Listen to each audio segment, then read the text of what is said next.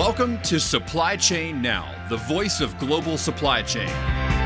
Supply Chain Now focuses on the best in the business for our worldwide audience, the people, the technologies, the best practices, and today's critical issues, the challenges and opportunities. Stay tuned to hear from those making global business happen right here on Supply Chain Now.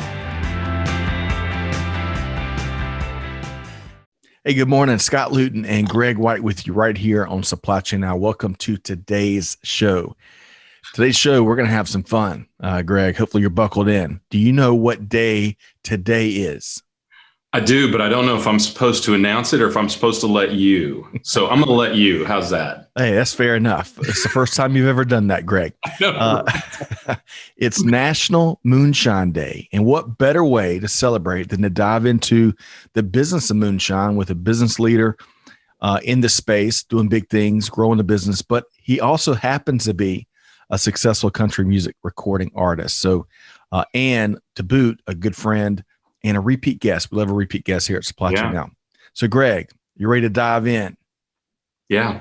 Well, dive, stumble. How about stumble in since it's Moonshine Day? That's right. One sip at a time. One sip at a time. Yeah, that's right. So I want to welcome in our guest today. So today's guest did not begin his career in the moonshine business. Instead, he launched his career as a musician, playing with some of the most legendary names in music. Get this. He's played with Waylon Jennings. He's toured with Brad Paisley, Ray Charles, AC/DC. When he's not performing or creating new music, you can probably find him at Grandaddy Mimm's Distillery in Blairsville, Georgia, where he's leading a business that he founded, but more importantly, it's been built on a strong family legacy. So let's learn a lot more. Please join me in welcoming Mr. Tommy Townsend. Tommy, how you doing? I'm good. How are you doing?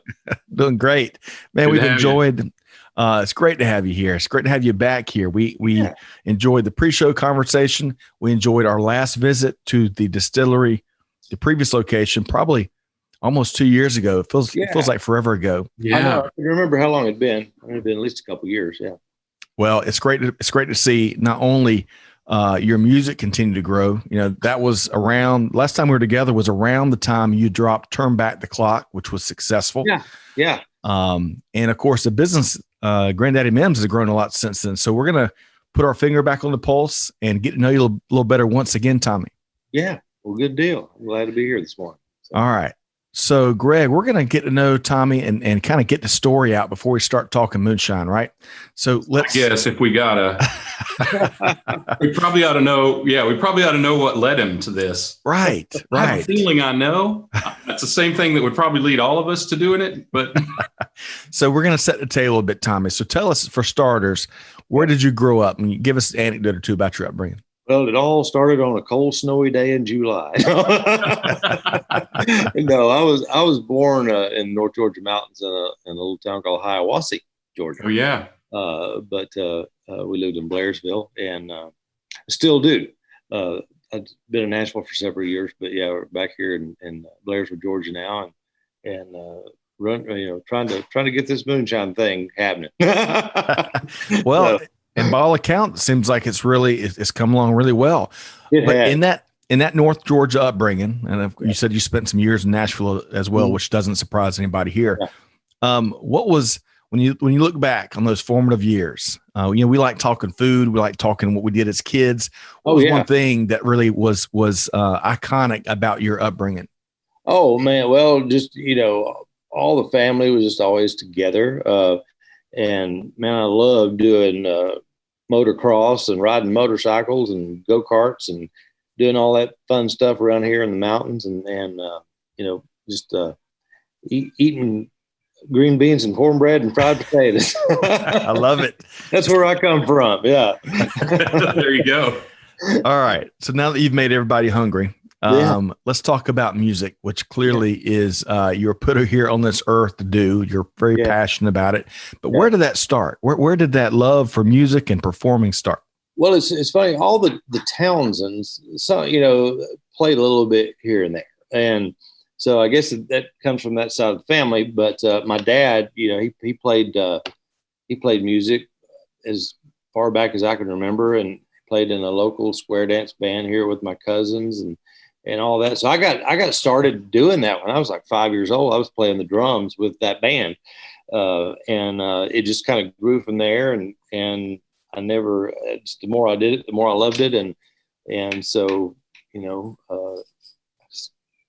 got a little bigger and got a little bigger, and so I moved to Nashville in '95, and Waylon Jennings and his bass player Jerry Bridges was producing me and managing me and all that type stuff, So that's where that all came from. So that's just like I say, that music was my first love, But you started out as a drummer because you played guitar for Waylon, right? No, I didn't play guitar for Waylon. I actually, like I say, he and Jerry Bridges, his bass player, produced my record. Oh, got it. I would go out with them every once in a while and play. Okay. I was, I guess, too young to be in the band or whatever. But, I've seen the band, and you ain't lying, Tommy. Yeah, you are way too young. But the cool thing about that is like performing with them, after Waylon passed away and being the front man is like being out on the road with your favorite uncles or something. Yeah. There was never a dull moment, with those guys. So all the stories they had, and of course I knew some of the stories I'd been told before, but well, we've all heard Hank sing about him. Hank. Oh yeah, right? Exactly. All my rowdy friends have settled down, but apparently they didn't get that settled. No, there's still a little bit of spunk in them. So you play drums and guitar. Do you play other instruments as well? Yeah, I started out on drums, which I don't get a chance to play drums that much anymore. But I started up playing drums, and then I picked up the bass guitar because my dad played bass guitar too. So I picked up playing that. And then when I started singing, I was like playing drums and singing. I was a Don Henley of Blairsville. Oh yeah. Singing from the back, right? Exactly. But I learned to play guitar, I guess, when I was about 13. And I learned on my dad's 1947 J45 Gibson guitar, which I still have. And then, so I guess I had to prove to my parents that I was into it enough. So they bought me a Fender Telecaster. So greatest country music guitar of all time. Oh yeah, and I've still got it, and added to the collection. So it's kind of cool because back in the 80s, when I was learning to play guitar, you could get those Fender Telecasters or whatever that was like maybe 10 years old for $250 or $300, So over a period of a few years, my mom and dad bought me like 4 or 5 of them. And now that collection there is worth thousands of dollars, Yeah. So let's talk about if Greg let me get a question in, dadgummit, Greg. You want to know about his music history, man. Well, we're both, I tell you, Greg and I, we were really looking forward to this interview because Tom, and there's so many different questions we've got, and we love your journey. But let's talk about who influenced your music, your style of music, even how you write, and how you create. Who are some of your bigger influences? Well, there's quite a few different influences for different things. Of course, there was Waylon Jennings. He was like kind of, I guess, in the 70s or whatever when he was really popular. He wasn't really traditional country. He wasn't rock and roll. He was somewhere in the middle of that. So that style of the energy and everything that influenced me a lot. Hank Williams Jr. His style did. Conway Twitty. The crooner. His that crooning, that singing style. That, and heard of Vern Gosdin. Him, his singing style. Wow. Keith Whitley. He was a big influence of mine. So, I always said you wrap all those guys up together and throw them in a pot and cook them, and you got Tommy Townsend. That and green beans and fried potatoes, and we got Sunday dinner. Right. Yeah, and cornbread. Yeah. It's all right. I guess I've got to pass the baton to Greg, which we dive more into probably a lot more moonshine and a little more music, I imagine, Greg. Yeah. I can't let the music thing go. I mean, the toughest thing to think about is so You said, I just got to go back to this real quick. You said you started playing guitar at 13. When did you start playing drums? How old were you then? I was like 5. Wow. I remember I had you playing in this square dance band at 5? 5 years old. Yeah. And it's so funny because I had just like a little snare drum and a cymbal or something. Yeah.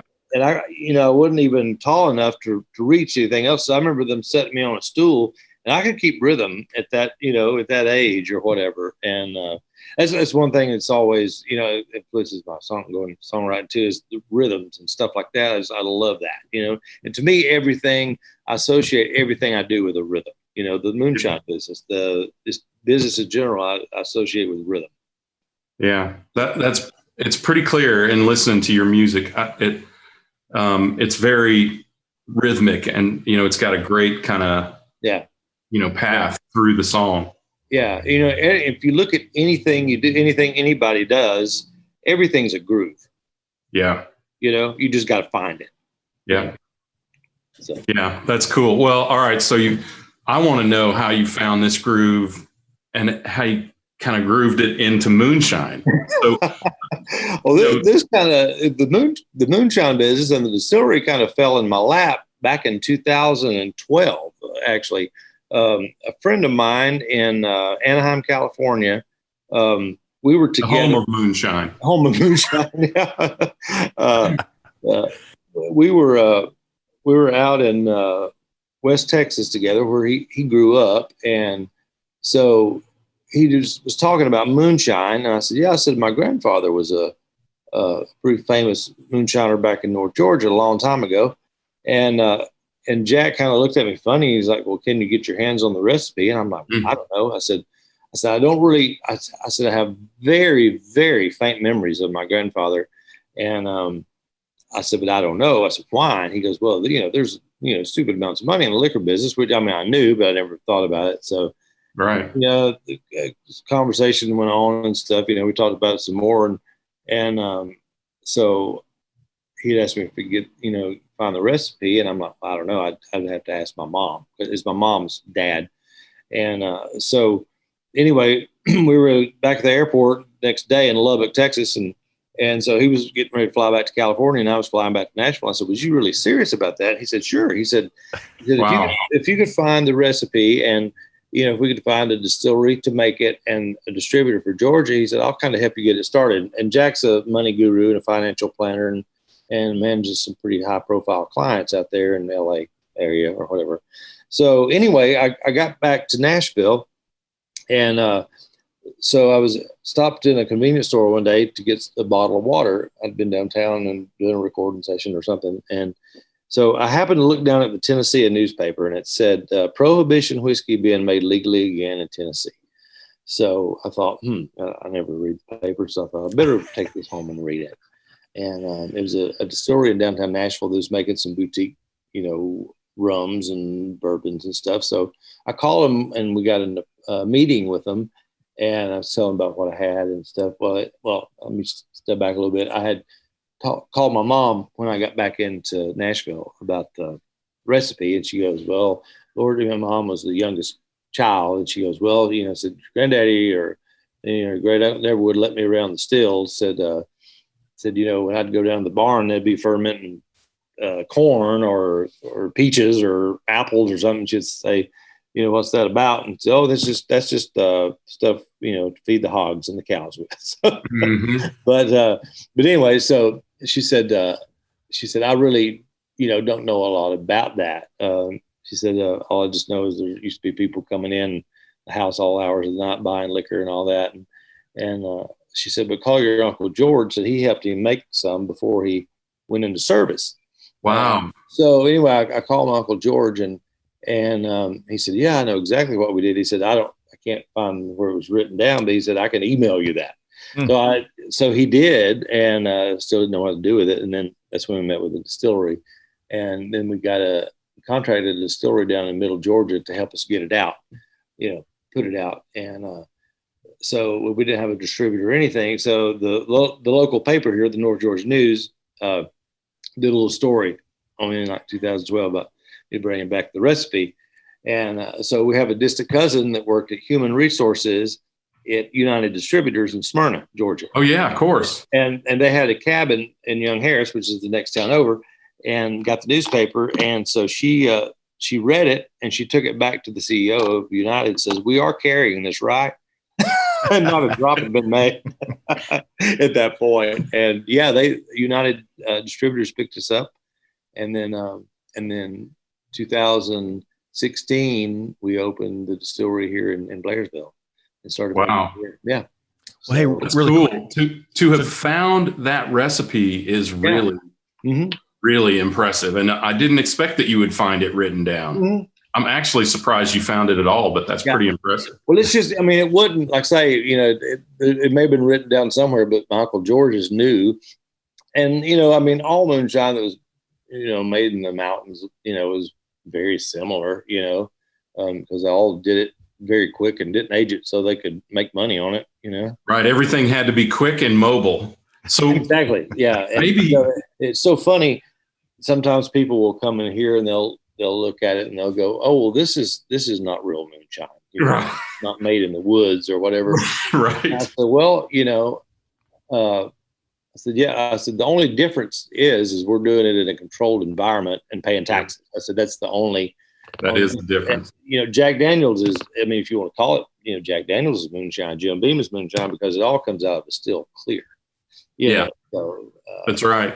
So we have a global audience, Tommy. So there are these kind of liquors all around the world, which you probably know from traveling and touring. Yeah. But so that everybody around the world knows, just give them kind of an outline of what moonshine is. Yeah. Well, moonshine would just, they, did it out in the woods or in their barn or something. And they did it at, the term moonshine comes from doing it at night. So they're caught, and so that's basically what moonshine is. It's just unaged liquor.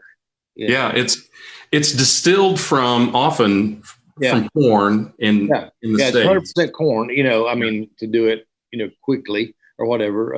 I mean, you could distill it from anything. You can what they call the old time apple brandy or peach brandy or anything like that. In Italy they call it grop. Yeah, It's the grape skins that that have fermented, and they do that. And it's funny how many countries, you probably have had this experience, how many countries around the world have some variation of what we would call moonshine, right? But it's basically homemade liquor. Yeah. And often made from the off castings of farming. Mm-hmm. Yeah. Right? Yeah, you have a little bit of corn left over, a little bit of apples left over. You throw them in a barrel and ferment them, and away you go. Distill it. So way you go is right. Yeah. Well, one little fun fact, and Tommy, maybe you can confirm this for me. I read somewhere that NASCAR's beginnings were actually moonshiners that were racing to take their products here and there, and the racing gave rise to the sport itself. Is that right? Exactly. Yeah, it did. And you had to have a car fast enough to outrun the revenuers. Exactly right. And another fact that a lot of people don't know is actually moonshine. It actually originated in Pennsylvania. Really? Yeah, it was a more of a northern thing than a southern. It just kind of migrated south, and people associate it more with the South, I guess because of NASCAR and stuff like that. But it was the South just does it so much more colorfully. It does, yeah. But first moonshine, was actually, kind of made up in the Pennsylvania area. That's interesting. Yeah. Mm-hmm. Yeah. That's cool. Well, so you told us a little bit about how this evolved. So what's your involvement? I mean, you're still in the music business. So what do you do? And is the name your grandfather's name? Is that? Yeah, my grandfather's name was Jack McClure. Okay. Mimmy was what all the grandkids called him. I think later it got shortened to Mimm. But I mean, this is his 89-year-old recipes that we're doing from scratch, and we're doing it, just like he did it then, except like say on a bigger scale in a controlled environment and paying taxes on it. Yeah. So, but it's, we don't, a couple of, he did just straight corn liquor, and then he did, he did apple brandy and peach brandy, or that's what they called it then. Mm-hmm. I guess it's called now. But one thing that we don't do that he did was, he actually fermented the peaches and fermented the apples and stuff like that. Where we use natural juices, to flavor it, because we have to getting fruit is so expensive and so time consuming to ferment and everything. We just use natural juices instead of the actual fruit. So it's all corn based, the way we do it now. But if you do it right, because the old time peach brandy and apple brandy, it just had a hint of the flavor. It wasn't overpowering fruit. So we mimic that. And it's much better when it has more flavor in it, right? Yeah. I would say there was a formerly derogatory name for flavored shine that I am not ashamed to drink. Yeah. Lady Shine is what they call the flavored stuff. Yeah. I love apple pie. Not that I'm a moonshine expert. Yeah. I love anything with those fruit flavors in it. It's super refreshing. Yeah, we do one it's similar to apple pie. We call it apple brown Betty, and it's actually, my grandmother used to make that in a pie form. She never drank liquor, but I can remember her making that at Christmas. Is like fried apples and fried crust with a stick of butter and cinnamon and all that. I don't remember put that with ice cream. Man, it was good. But we actually patterned the name after her pie recipe, and we made it as close to it as we could. But some of our flavors, like the peach and the apple and stuff, are 96 proof. So you're up there pretty good to where people almost half alcohol, right? Yeah, and proof is basically twice the alcohol content. Yeah, and the good drinking liquor that old moonshiners and my grandfather, a ton of old moonshiners around in these parts in the mountains made. The good drinking liquor was around 100 proof. People think it was off the chain, 200 proof, which should be pure alcohol, but it really wasn't. The good drinking liquor was around 90 to maybe 110 proof. So we do have the 140 proof, but which will get you where you're going pretty quick. Yep, right there. So do you call that white lightning? Because technically, we call it. Well, the phrase white lightning, but like I say, my grandfather's recipes, it was around 95 to 105 proof or whatever. We did make the original recipe 100 proof just because you got to keep it at one constant for the federal government all the time. You can't vary. So, but a lot of the liquor stores, we first came out with the moonshine, they were saying, "Oh man, you make a really high proof thing and it would sell." And so we just came up with 140 proof, whatever. So we call it mule kicking high octane. That's what we call it. But it's the original recipe. We just didn't cut it as much, you know. And but we put that out, and daggone, we couldn't even keep up with it for a while, because it was selling so quick. And it's still today, it's still our biggest seller, And but yeah, we've added a lot of stuff, and everything that we do, as far with the liquor, we do it with spring water from my parents' property. No way. That's cool. Spring, yeah. And that, I think that's what's one thing that gives it a great taste is the water. And my dad and mom and my grandparents, they used the spring, and my granddaddy Townsend, he built the spring sometime in the 40s. And it's just a big old tile in the ground at the base of a mountain. And they've got a pump in it. It pumps water to their houses still. And man, it's so good to drink. And when you take a shower at their house, you feel so clean, But yeah, there's nothing like 1,000,000 years coming through stone to filter water, right? Exactly right. And then then we bring it here to the distillery, and then we filter it, get all the if there's any impurities in it. But I mean, there's not many impurities because it's coming straight not in that spring water. Yeah, it's so good. So one of us will go up there and just stick the water hose out of the outside water faucet and turn it on and get a tote of water and cook the liquor and mix it. And so that's one thing that I think that makes ours a little bit different. It's like Jack Daniels. Jack Daniels is the water that they use. So ours is the same way. It's just spring water, and you could buy, we could buy spring water, I guess, if we wanted to, but why when it's running out of the ground? And my dad's even, we filled up 2 totes at a time, 500 gallons. And my dad went out there, because it's coming out of the ground, right. You don't use it, you lose it, right? Yeah. So it's like you can pump 500 gallons into 2 totes and the water level doesn't even go down. So that's how much water is coming out of that thing.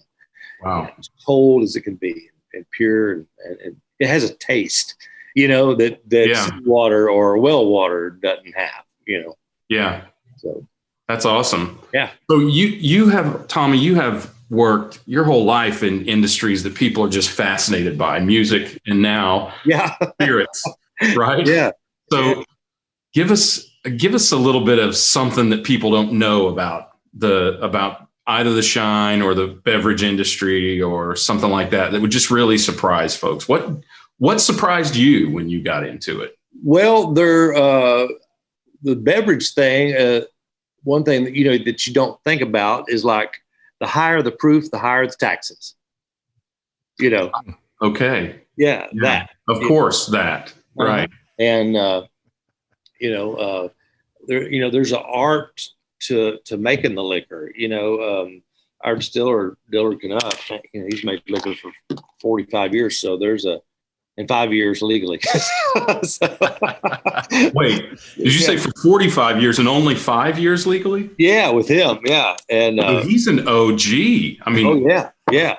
So, there's dragged this cat out of the woods into exactly, basically. Yeah, exactly right. Because he knew how to make liquor. So man, he's and there's a whole bunch of stuff to that you just you don't know until you start in the business and in the proofing game. You have, like, say, with the taxes, the higher the proof, the higher the taxes. Well, in the proofing, there's all kinds of stuff that factors into that. There's the weather, the barometric pressure, altitude, it can all factor into the proofing thing too, and just, the time it takes to make a run of liquor, it takes, 8, 10, 12 hours to run it all through the still. Let me ask you really quick about that. So I toured the old distillery. Y'all moved into a brand new distillery there in Blairsville, but your previous location, you hosted a tour for us, you and Fred Midkiff. And I want to say that either the first couple of percentages that comes out of the distillery or out of the distilling process, or the last couple, there's like I think y'all called it like a distiller's cut. Yeah. Is that the first cut or is that the last cut? It's kind of toward the end. And it took us about two years to collect that, because you only get maybe a little over a pint out of our stills is 250, 260 gallons. Wow. So you only get about a pint of that. And it's the smoothest liquor that you'll ever drink. It's it's like we did it, and it proved, very quickly the hydrometer just locked in at 100 proof, like bam, like that. And then and the difference in drinking some maybe I ain't gonna say cheaper water or whatever, and and then you get like what's the water in the square bottle? Fiji. Mm-hmm. Oh yeah, sounds right. Yeah. And, the texture on your palate with that is very silky. Yeah. And it's the same way with this liquor. So at 100 proof, there's no burn at all, and it's got that real silky thing on your palate. And we thirsty and hungry. Yeah. Well, we actually collected about 25 bottles, and then Terry Langford in Franklin, Tennessee, made us hand tool leather labels to go on. And Terry, he makes saddles and chaps. He actually did Waylon Jennings guitars, the leather wrap. Matter of fact, the one you see on the Dukes of Hazzard he plays, that's one of the guitars. And so he made us leather labels and hand tooled them and free-handed them. So each label was like a little different. And, They were numbered and they were 1 through 25, and that's all we had. And we sold those in like a day. We'll have some more of that in a couple. Probably in about another year. We'll have I put my order in now, Tommy. Scott. What's so funny is I think the day that it wasn't the day you did the podcast, the thing. It was the day that you brought that group of people up there. Yeah, for the tour. Yeah, that was in September of 2018. Yep. And the reason I remember that was because that's the day we filled up our first barrel. Really? Oh, okay. So we were really lucky. Yeah, that's the first day we filled up our barrel and to age some moonshine, and we actually just put it out and sold that whole barrel in about 2 weeks. Goodness gracious! Wow. Just the other day. I'm not surprised. Incredible memory, man. That's yeah. So anyway, there was 200. That was the first barrel that's ready. We'll have another barrel ready probably around Christmas time, but there's 213 bottles in that barrel. So we numbered the barrel 001 and 001 through 213. And we didn't even have enough to distribute. So we just sold it here at the distillery. And we put it in the barrel at 118 proof, and it came out at 109, and we didn't even touch it because it was so smooth. And we aged it in a bourbon barrel. And it had that caramel oaky taste. But yeah, we sold that. Every one of those bottles in about 2 or 3 weeks. I didn't even get one. We did put 001 up, but I didn't even get a bottle of that myself. Well, I think I still have a small little bottle of that distiller's cut somewhere with the rest of my collection here. As I showed for our folks that are listening, I've got a bottle of the Mule Kickin' 140 that Greg referred to as the White Lightning, but really good stuff. And I got to tell you, I'm not much like Greg. I'm not a moonshine expert, but I love the artisan approach to making, something. I love the family tradition. I love the spring water. I love all the legacy that goes into, kind of, pouring your art into your glass. So I love that angle, and a big tip of the hat to you and your team. And of course, Fred Midkiff, blessed be the ties that bond for sure. Blessed be the ties that bind rather.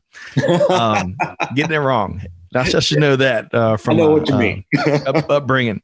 Yeah. So let's talk about. He's been drinking the Mule Kickin', Tommy. That's why. I started on that earlier. Yeah, that's right. I tell you, it doesn't take much. But I tell you, one of the things I've really enjoyed is the mixing. Fred's done a great job of kind of introducing all the different flavors and kind of how you use that in a lot of your traditional drink mixes. You just kind of swap out the the alcohol you use, and it really it's fun to get away from the kind of the your stale old traditions. You know what I mean? Yeah, a lot of people think, well, all you can do is with moonshine just do shots, but there, anything that you mix vodka or tequila or with rum, you can substitute with moonshine. Schnapps. We do it, yeah. Right. I mean, the flavor is a lot like schnapps. That's right. Yeah. We do. We have moonshine margaritas here at the distillery, and we've actually just got a new slushy machine, so we're doing moonshine slushies, and that's been a trip. It's really good, So watch it when people are walking down the street in Blairsville with a slushie. Exactly. Make sure they don't step off the curb. Have liquor in it. Yeah. All right. We're gonna have to come visit you soon again, Tommy, and check out the new place. We heard a lot about that, and I love to hear. You didn't touch on much of it, but y'all have grown so many different distribution channel partners, and it's just really cool to see from an entrepreneurial standpoint all the growth y'all have had since our it's pretty cool. When we first started, we were 30, 40 cases a month or something like that. Yeah. Last month we bottled 2,200 cases. Wow. Yeah. Man, how many states are you being distributed in, Tommy? We're in Georgia, Florida, some parts of Arizona, and then we're going to have distribution back in Tennessee pretty soon, and then we're just starting in Kentucky next month. And I'm excited about that. Our distributor is out of close to Lexington, but I got that through the music business. A friend of mine in New York, there's a team of people that's putting together a new amphitheater, I think just north of Lexington, and it's 8,000 seater amphitheater, and I think it's called Barnyard Amphitheater, something like that. But anyway, my friend in New York got me contacted with a guy there, and he loved the liquor, the moonshine. So they're going to start serving it at their concerts at the venue. Wow. By the drink. So one thing led to another. We got a distributor up there, and so that starts next month. And I'm actually going up there the last of June and doing a couple of doing some radio stuff to promote the liquor. And I think we're doing like a private tasting for like 50 or 60 people at a venue. And then later on in the year, they're working on me playing at that new amphitheater. So that's awesome. Yeah. If I just did some quick Googling, I think if it's the same one, it's about 50 minutes from Lexington. Does that sound about right? Yeah. Probably. Called the Barnyard, and it's Kentucky's newest open air amphitheater. That's big news. Yeah, that's it. Mm-hmm. All right. So let's, Tommy, we could, there's so many different questions we'd like to ask you we about. could talk all day. Yes. But as we start to wind down, I want to switch gears for a minute, and I want to talk about, we love asking folks about their eureka moments, right? And we always have them, and the pandemic has offered a fresh new batch, no pun intended. Well, I know. So when you look back at the last 18 months or so, what's been a key eureka moment that's really surfaced in your mind? About the business or just about it in general? In general. Yep. Well, the one thing is like, I guess you'd say, I would think is and I don't know really how to explain it, but it's like anything can happen at any time, and you just got to deal with it. I mean, who would we've all seen these movies, before about pandemics and everything, and who would have ever really thought that would actually be something someday, right, or whatever. So you just got to, pray about it and hope for the best. And I think that a lot of good came out of it. I mean, myself, there's some positive things that I think it made everybody stop and think about things, even though, everything was shut down for a while. I think that I think you guys helped some good come out of it. I mean, you guys started producing hand sanitizer. We did. Yeah, we did.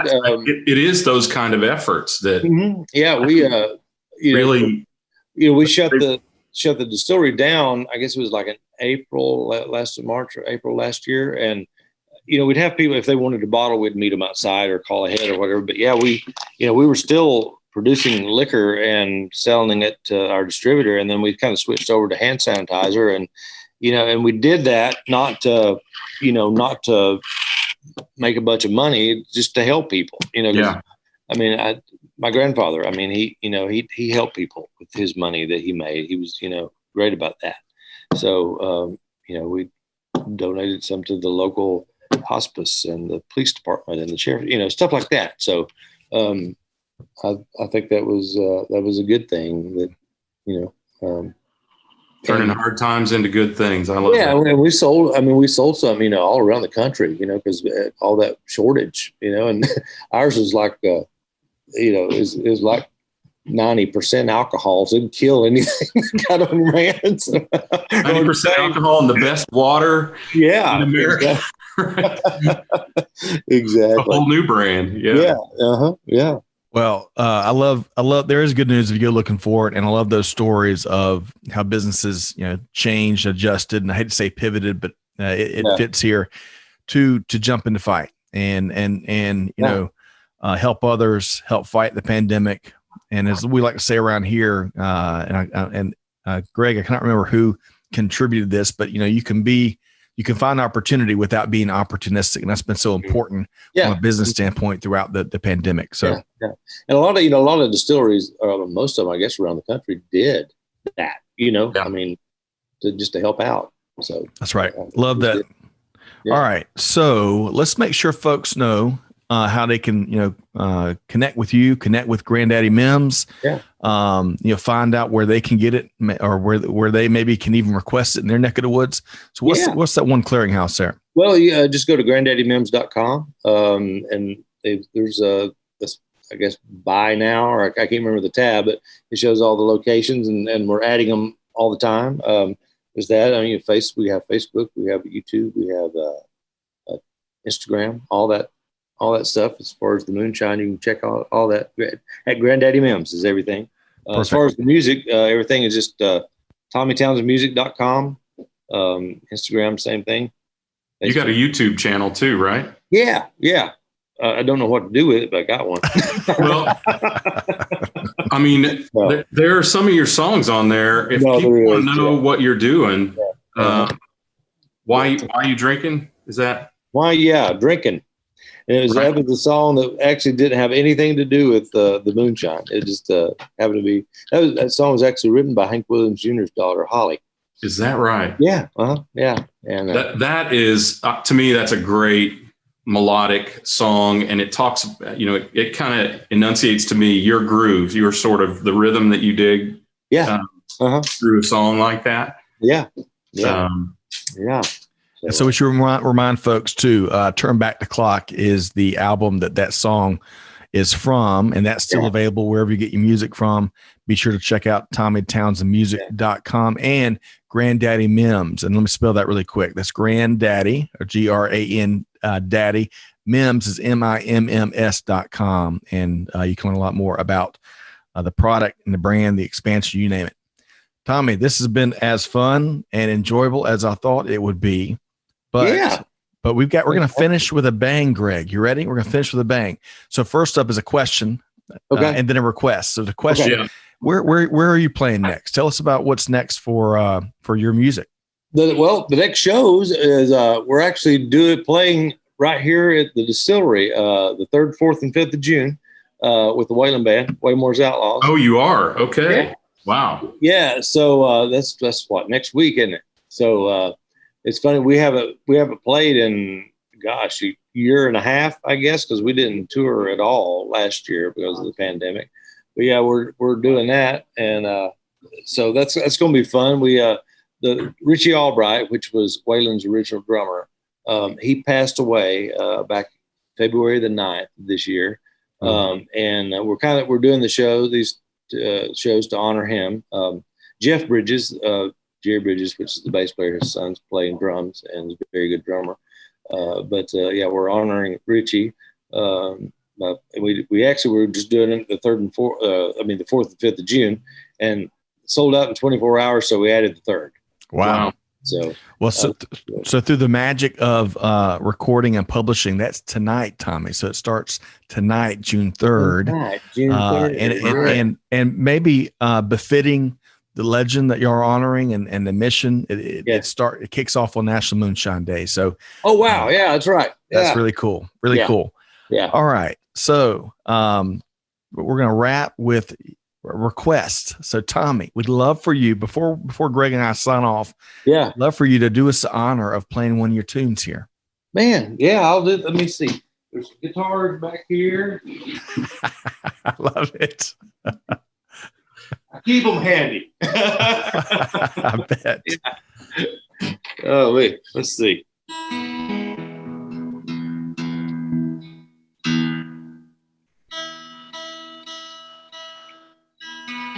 It's funny, I keep the guitars here. It wasn't because I knew I was going to do this. I keep them here anyway. You just might walk by in the hallway and just pick it up sometime, I bet. Yeah, I might just break out into a song.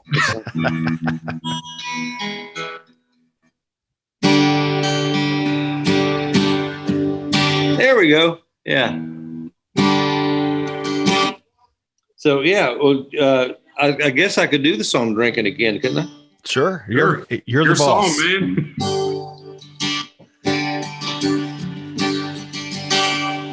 Yeah, why you drinking like the night is young? Yeah, why you drinking like the night is young?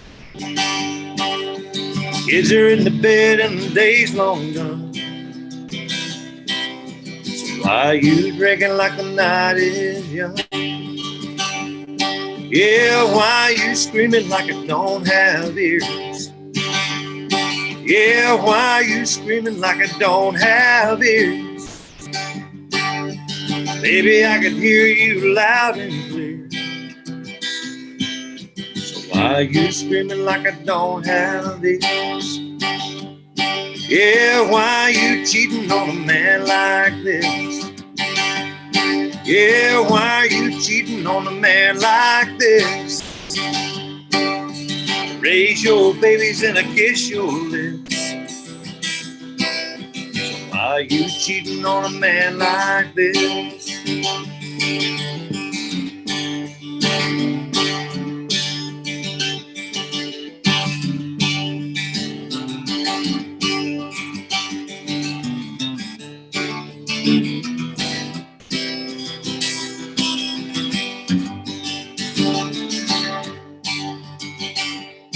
Yeah, why you living like we don't exist?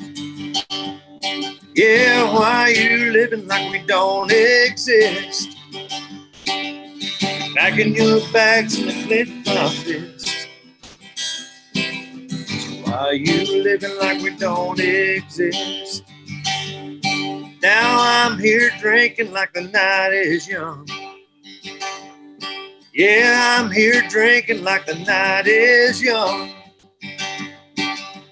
Mama took the kids and the money's all gone. So I'm here drinking like the night is young.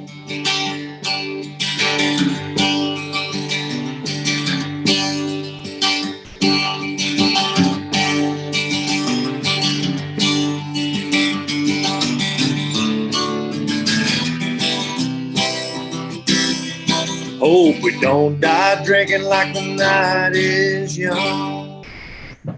That's awesome. Oh, thank you. That's awesome, man. Thank you for doing that.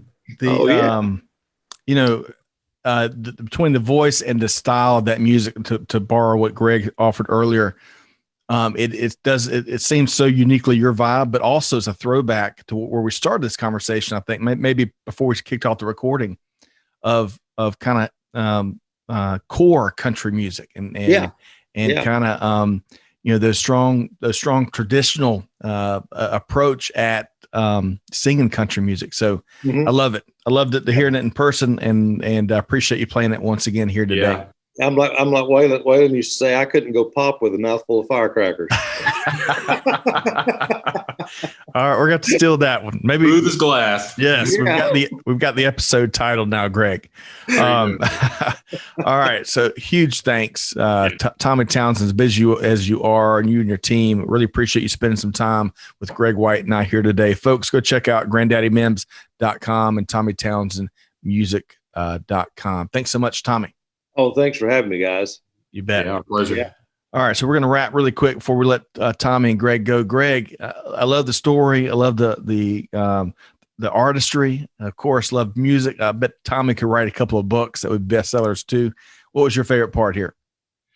I think the confluence of the artistic nature of his family into both this beverage industry, the alcohol industry, and the music industry, right? We were talking earlier that his dad, and this was maybe off camera, I'm not sure, but his dad had wished he hadn't traveled so much and maybe played more music. But would we have Tommy Townsend if that was the case, right? So thankfully, things turn out the way they are, and finding that recipe, right? Going through the family to find that recipe, not just because of the ability to create the product, but to explore the history of your family and understand it that much better. And that your family, Tommy, goes all the way back to that spring is, that's the just other side of the family. Yeah. so cool. Yeah. Love that, Greg. Love that. And big thanks again, Tommy. But hey, everything does have that cadence and that rhythm. And I love that universal lesson here as well. So on behalf of our entire team here, hey, on behalf of Greg White and Scott Luton, the whole Supply Chain Now team, wishing you the best wherever you are. Thanks for spending your time. Hey, do good, give forward, be the change that's needed. On that note, we'll see you next time right here on Supply Chain Now. Thanks, everybody. Thanks for being a part of our Supply Chain Now community. Check out all of our programming at supplychainnow.com and make sure you subscribe to Supply Chain Now anywhere you listen to podcasts. And follow us on Facebook, LinkedIn, Twitter, and Instagram. See you next time on Supply Chain Now.